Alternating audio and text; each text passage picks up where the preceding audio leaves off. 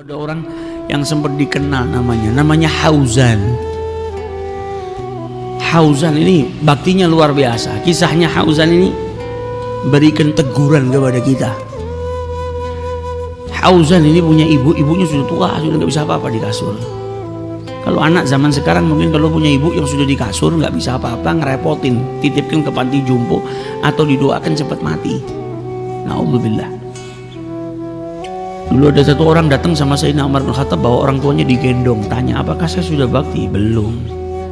Orang tuamu gendong engkau dulu memang betul-betul karena sayangnya. Kalau engkau kepaksa, engkau ingin dianggap sebagai anak yang bakti dan engkau berharap setelah ini sudah orang tuamu meninggal jadi nggak nyusahkan dirimu. Nah, ini Hauzan punya ibunya sudah uzur, sudah di kasur, nggak bisa apa-apa. Hauzan ini umurnya 60 tahun. Bapaknya sudah meninggal, dia punya adiknya masih muda, umurnya 30 tahunan. Maka adiknya yang tinggal di kota yang jauh datang ke rumahnya Hauzan, minta sama Hauzan agar ibunya diberikan kepada dirinya.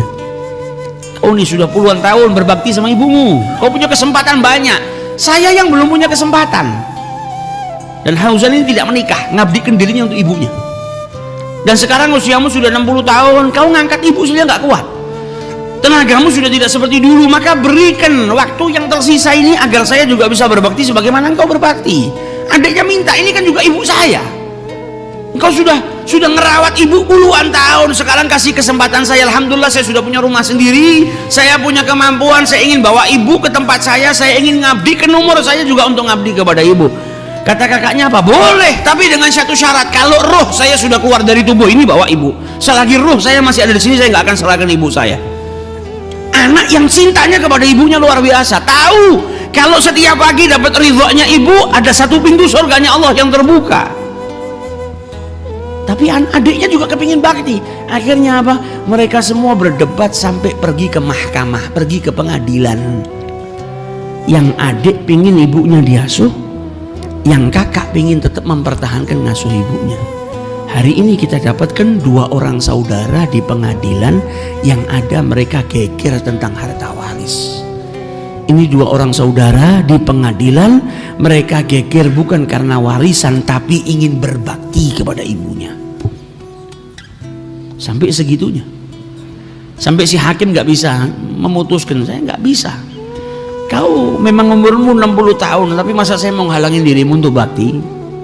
Engkau juga usiamu masih lebih muda, kau mungkin lebih bisa ngerawat orang tuamu, tapi saya nggak bisa memutuskan. Kalau begitu panggil ibumu. Ibu saya nggak bisa ke sini, sudah di tempat tidur. Kalau begitu bawa gotong ke sini. Kalau saya nggak bisa memutuskan ini, dibawa ibunya. Ibunya ditanya, kalau begitu kau putuskan, wahai ibu, kau mau tinggal sama siapa? Anakmu Hauzan atau adiknya? Kata ibunya, anak saya yang pertama ini mata saya. Anak saya yang kedua juga mata saya. Ini cahaya mata saya, ini cahaya mata saya. Masa ada orang bisa milih mana matanya yang lebih dia sukai, yang kanan atau yang kiri? Nggak bisa. Akhirnya hakim memutuskan anaknya diasuh oleh yang lebih muda karena tenaganya lebih kuat. Dan Hauzan nangis yang luar biasa karena dia kehilangan pintu surga tadi. Walaupun setiap pagi dia masih bisa dapatkan ridho ibunya, walaupun ibunya tinggal jauh. Ini kisah kan negur kita bagaimana keadaan kita dengan orang tua kita. Yang kadang sudah nikah datang ke rumah ibunya seminggu sekali, sebulan sekali. Yang punya handphone kadang nelpon anak buahnya, nelpon istrinya sehari bisa 5-6 kali, nelpon ibunya sebulan sekali. Nanti kau punya anak juga seperti itu, wa'iyadzubillah. Gak peduli sama dirimu kalau engkau gak peduli dengan orang tuamu. Kau berada jauh, telepon ibumu pagi sore. Supaya apa? Dapat ridho. Kata Nabi Muhammad, bangun pagi kau dapat ridho orang tuamu, 2 pintu surga terbuka. Begitu juga di waktu petang. Jangan pernah malu, datangin rumah ibumu. Dekat, setiap hari datangin. Karena engkau akan merindukan hal tersebut saat orang tuamu tidak ada. Saat orang tuamu ada, mungkin kau malas 2 hari 3 hari kau gak kunjungin ibumu. Seminggu kau baru ke sana. Nanti kalau orang tuamu tidak ada, yang kau paling rindukan apa? Pergi ke rumah orang tuamu. Mumpung orang tuamu masih ada, datangi, cium tangannya, minta ridhonya, minta doanya. Ini kesempatan. Anak yang berbakti kepada orang tua itu ada 2 golongan. Yang berbakti sesuai dengan aturan, orang tua minta dikerjakan. Tapi yang lebih daripada itu, orang tua belum ngucap keinginannya, engkau sudah memahami keinginannya dan kau laksanakan sebelum dia mengucapkan keinginannya. Jadilah anak yang berbakti, karena nanti anakmu berbakti kepada dirimu dan setiap hari pintu surganya Allah terbuka. Jangan jadi seorang anak yang lupa sama orang tuanya, sudah nikah lupa orang tuanya, nggak pernah dikunjungi. Dulu sampai ada satu anak yang setelah menikah lupa sama orang tuanya, jarang kontak orang tuanya, jarang datang kepada orang tuanya selama 21 tahun. Sesekali, padahal tinggal satu kota. Sampai istrinya pada suatu hari mengingatkan, wahai suamiku, apakah kau hari ini nggak kepingin keluar dengan seorang wanita? Kaget suaminya. Istri saya itu cuma kamu kok, kau malah merintahkan saya keluar dengan seorang wanita. Maksud kamu apa? Maksud saya kau keluar dengan ibumu. Sudah berapa lama kau nggak makan bareng dengan ibumu? Keluar kau ajak ibumu makan. Yang ada kau ajak saya, terus tiap keluar kau ajak istrimu. Ibumu yang mati-matian ngasuh dirimu kau tidak pernah ajak keluar dia makan. Saya nggak bisa makan mewah, ajak keluar makan nasi liwet, nasi pecel, nggak harus mahal. Keluarnya engkau dengan ibumu itu bikin ibumu bahagia. Kalau ibu bahagia, pintu surganya Allah terbuka. Keridhaannya Allah juga engkau bisa dapatkan. Maka sang anak kaget, ya Allah, 21 tahun saya sudah nggak pernah keluar lagi sama ibu saya. Semenjak saya nikah saya lupa. Maka dia telepon ibunya, bu siap-siap, malam ini saya jemput, saya ajak makan malam. Saking bahagia ibunya, ini anak di perjalanan baru mau sampai rumah, baru mau telepon ibunya, kaget ibunya sudah di depan rumah, sudah nunggu. Kata anaknya apa? Hari itu saya nggak ngelihat orang yang lebih bahagia dari ibu saya. Ketika dijemput sama anaknya mau naik ke mobil, ibunya bilang apa? Wahai anakku, tidak satu orang pun di kampung ini kecuali tahu malam hari ini kamu mau ngajak saya makan malam. Saking bahagianya, anakku kembali 21 tahun hilang. Saya nggak digubris, saya nggak didatangi, hari ini ngajak saya keluar makan malam. Saking bahagianya ibu kita bahagia dengan kita kalau mendekat itu bahagianya yang luar biasa. Maka jangan pernah menjauh selagi kita masih punya orang tua. Didatengin itu ibunya, diajak makan, sampai di rumah makan ibunya sama anaknya disodori menu makanan, pilih bu. Anaknya lupa karena 21 tahun nggak ngajak makan ibunya. Lupa kalau ibunya sekarang penglihatannya nggak seperti dulu, melihat nggak kelihatan menu makanannya. Diambil sama anaknya, dibaca satu persatu menu makanannya. Makanan ini, didengarkan satu-satu sama ibunya, sambil ibunya bahagia dan meneteskan air mata. Teringat ketika dia ngejak anaknya masih kecil belum bisa baca, juga ibunya membacakan menu itu satu persatu, dibacakan dengan sabar. Sampai anaknya bahagia, alhamdulillah saya bisa ngajak makan ibu saya. Kata anaknya, bu, kapan lagi kita makan malam lagi? Kata ibunya, nanti saya yang bikin jadwal. Hari ini kau traktir saya, nanti saya yang traktir dirimu. Kau sama anak-anakmu dan kau juga sama istrimu. Selang beberapa waktu ibunya sakit, masuk rumah sakit, meninggal dunia. Selesai meninggal dunia dari pemakamannya dan selesai semua, si anak ini dapat telepon dari rumah makan, dapat undangan jamuan makan gratis dia sama keluarganya. Pergi anaknya pergi ke rumah makan itu, ternyata apa? Yang pesan booking tempat di rumah makan itu ibunya. Ibunya sudah booking, sudah dibayar buat dia sama anak-anaknya. Janjinya ibunya ditepatin. Ibumu nggak pernah lupa dengan dirimu. Wa in dhalama, wa in dhalama, wa in dhalama. Jangan sampai kita kehilangan momen itu. Kau sekarang nganggep gampang lah ngajak makan ibu saya, makan ayah saya. Nanti kalau ibumu, ayahmu nggak ada, kau akan merindukan hal ini.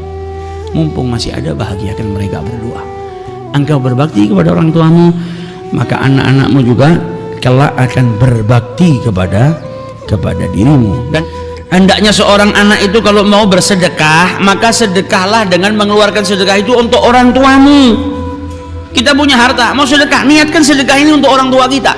Ya Allah, saya sedekah ini pahalanya untuk ayah saya, pahalanya untuk ibu saya, maka pahalanya akan sampai kepada kedua orang tuanya. Wa yakunu lahu mithla ujurihima, dan baginya juga mendapatkan pahala yang sama sebagaimana pahala yang didapatkan oleh kedua orang tuanya, min ghairi an yanqusa min ujurihima syai', tanpa mengurangi pahala kedua orang tuanya. Kita punya harta, mau sedekah, keluar dari masjid, ngelihat ada fakir miskin, mau sedekah, ya Rabb, saya sedekah ini saya niatkan pahalanya untuk orang tua saya. Maka orang tuanya dapat pahalanya dan dia pun dapat pahala yang sama seperti pahalanya orang tuanya. Jadi bagusnya gimana? Bagusnya kalau sedekah sebagaimana diajarkan sama Nabi Muhammad. Kalau kita sendiri sedekah sendiri atas nama kita sendiri, misalnya sedekah kita dapat pahalanya 100, ya sudah cuma kita. Tapi kalau kita sedekah kita pahalanya untuk orang tua kita dapat 100, dan itu bagian daripada bakti kita kepada orang tua kita, dan kita pun tetap dapat 100-nya nggak hilang. Nah, ini yang diajarkan oleh Rasulullah Shallallahu Alaihi Wasallam. Orang tuaku sudah wafat, saya mau berbakti, apakah masih bisa ya Rasulullah? Maka kata Rasul Shallallahu Alaihi Wasallam, naam. Apa itu ya Rasulullah? Orang tua saya sudah wafat, tapi saya belum sempat berbakti, atau sudah berbakti tapi kurang. Sekarang mereka semua sudah meninggal dunia, masihkah bisa saya berbakti dan tergolong sebagai anak yang bakti kepada orang tua? Kata Rasulullah, bisa. Caranya bagaimana ya Rasulullah? As-salatu alaihima, doakan kedua orang tuamu. Jadi seorang anak yang mendoakan kedua orang tuanya, pada hakikatnya dia sedang berbakti kepada kedua orang tuanya.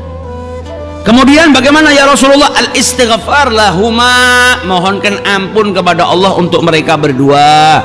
Wa infadu ahdihima, kalau orang tuamu punya janji, punya utang, kau lunasi.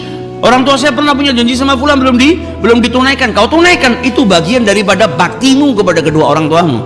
Orang tuamu punya hutang, kau ganti, kau bayar hutangnya. Itu bagian daripada baktimu kepada orang tuamu yang telah tiada. Wa ikramu sadiqahuma, menghormatin sahabat kedua orang tua kita. Orang tua kita punya sahabat karib, orang tua kita sudah meninggal dunia, kita hormatin sahabat-sahabatnya orang tua kita. Kita sambung tali silaturahmi dengan kerabat-kerabat orang tua kita. Kita sambung tali silaturahmi dengan sahabat-sahabat orang tua kita. Itu bagian daripada birrul walidain. Oh, bapak saya dulu sering ke rumahnya fulan, itu teman karibnya bapak saya. Bapak saya itu senang banget sama temannya itu. Orang tua kita sudah meninggal, kita tetap silaturahmi ke sana. Itu bagian daripada bakti kita kepada kedua orang tua kita. Dan jadi dikatakan oleh Rasulullah yang paling baik atau yang paling afdal cara kita berbakti juga kepada kedua orang tua kita, diantaranya nyambung hubungan dengan orang-orang yang dikasihin oleh ayah kita. Jadi ayah kita tuh senang sama fulan waktu masih hidupnya, jadi punya sahabat yang dia sayangnya luar biasa, atau punya keluarga yang diayomi, yang disayang, kita lanjutkan itu. Itu bagian daripada bakti. Diriwayatkan oleh Abdullah bin Dinar. Abdullah bin Dinar ini pembantunya Abdullah bin Umar. Abdullah bin Umar bin Khattab. Abdullah bin Dinar ini menceritakan, dulu saya pernah keluar sama Abdullah bin Umar. Saya nemenin beliau ketika kami jalan di Mekah. Ada orang Arab, Badui. Orang Badui lewat. Kemudian Abdullah bin Umar saat itu sedang menunggang keledainya. Dia turun dari keledainya. Arabi ini, orang Badui tadi, diperintahkan, diminta sama dia naik ke atas keledainya, dihormatin, dinaikkan ke tunggangannya. Kemudian Abdullah bin Umar ini melepas imamahnya, serbannya yang di kepala itu dilepas, diberikan kepada Arabi tadi. Jadi dihormatin yang luar biasa. Maka dikatakan oleh Abdullah bin Dinar, wahai Abdullah bin Umar, ini orang Badui, orang desa itu kau hormatin sedikit saja sudah gembira. Kau sapa saja assalamualaikum sudah cukup, mereka bahagia. Gak perlu sampai kau naikkan ke tungganganmu, kau berikan imamahmu, kau hormati dengan penghormatan yang luar biasa. Kata Abdullah bin Umar, bapaknya anak ini dulu adalah sahabat tercintanya ayah saya, Umar bin Khattab. Sayyidina Umar gak kenal mungkin sama anaknya, sama Badui tadi yang dihormati. Kita diperintahkan sama Nabi Muhammad untuk apa? Untuk nyambung silaturahmi dan menghormati sahabat-sahabat karib yang dicintai sama orang tua kita.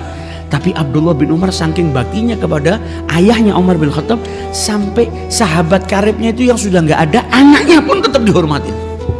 Sampai segitunya. Lah kalau sama anak sahabat ayahnya saja seperti itu, bagaimana kalau beliau ketemu sama ayahnya ini anak, sahabatnya ayahnya, pasti lebih dihormatin. Ini punya bapak dulu sahabatnya ayah saya, maka saya ingin ngamalkan haditsnya Rasulullah supaya saya masih bisa bakti kepada ayah saya Umar ibn al-Khattab. Sampai segitunya. Kita kadang punya orang tua, punya sahabatnya ketemu kita di pinggir jalan, kita seakan-akan gak kenal lah, gak butuh, gak ada manfaatnya, mau apa kan, nanti malah minta bantuan. Silaturahmi gak pernah kita lakukan. Lebih mana kita mau bakti sama orang tua. Bakti sama orang tua ini luar biasa, pintu surga. Jadi berbaktinya seorang anak kepada ibunya itu 2 kali lipat ganjarannya. Kenapa demikian? Ya karena seorang ibu perjuangannya lebih besar. Dan dikatakan oleh Rasulullah dalam hadisnya, da'watul walidah asra'u ijabah. doanya ibu itu lebih cepat diijabahi oleh Allah Subhanahu wa ta'ala. Buka toko, punya kerjaan, punya hajat, sebelum kau minta doa sama para wali Allah, sebelum kau datangin orang-orang soleh, sebelum kau minta doa sama siapapun, datangi ibumu. Ingat sabdanya Rasulullah apa? Doanya seorang ibu asra'u ilal ijabah. Datang, sampaikan kepada ibumu, Bu, saya punya hajat ini, tolong didoakan. Kenapa demikian kata Rasul sallallahu alaihi wasallam? Karena ibu itu lebih memiliki sifat kasih sayang daripada ayah. Hiya arham minal ab wa da'watur rahim la tasqut. Karena seorang ibu tuh kasih sayangnya lebih besar daripada seorang ayah, dan doanya seseorang yang memiliki rasa kasih sayang yang luar biasa itu nggak pernah ditolak sama Allah Ta'ala, nggak jatuh tapi diterima sama Allah Subhanahu Wa Ta'ala. Minta doa. Kadang kita kalau ketemu sama orang yang soleh luar biasa, minta didoakan ini, minta doakan itu, tapi minta doa sama orang tua nggak pernah. Padahal ini yang punya kunci. Asra'u ilal ijabah, lebih diijabahi sama Allah lebih cepat. Maka jangan lupakan kedua orang tua kita. Bakti sama orang tua, ada pintu surga. Minta doa juga, minta doa kepada kedua orang tua kita. Sama ibu kita minta, sama ayah kita juga minta agar hajat-hajat kita dikabulkan oleh Allah Subhanahu.